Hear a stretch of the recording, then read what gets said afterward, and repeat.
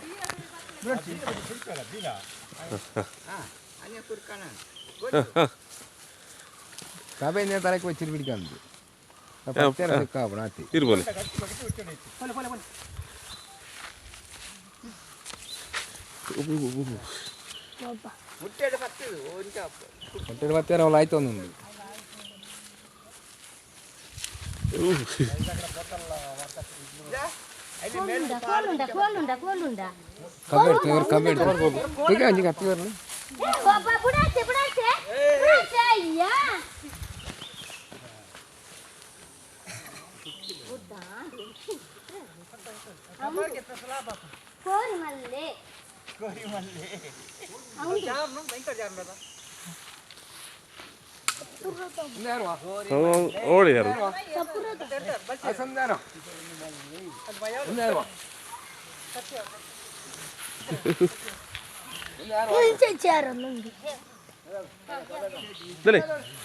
ಬಸ್ಸಿನಾಕ ಆಗೋಲ್ ಹಿಡ್ಕೊರ್ಲಿ ಅದ್ರಿ ಬಸ್ಸಿನಾಕ ಬೆಲೆ ಕೂರ ಹಿಡ್ಕೊರ್ಲಿ ಆಗೋಲ್ ಹಿಡ್ಕೊರ್ಲಿ ಬೆಲೆ ಹಾಂ ಹಾಂ ಬದಲಿ ಅದು ಹಿಡ್ಕೊರ್ಲಿ ಬಸ್ಸಿನಾಕ ಬಸ್ಸಿನಾಕ ಈ ಗೋಲ್ ಹಿಡ್ಕೊರು ಬೆಲ್ಲಿದು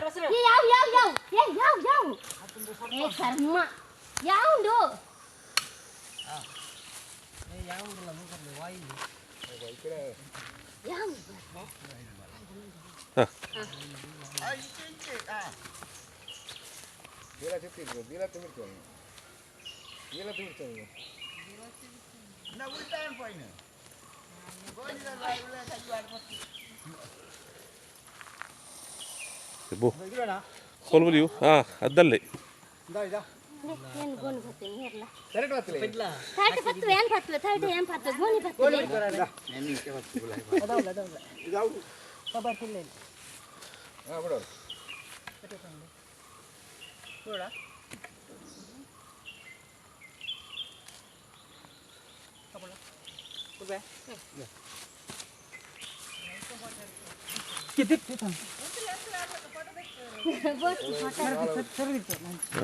बस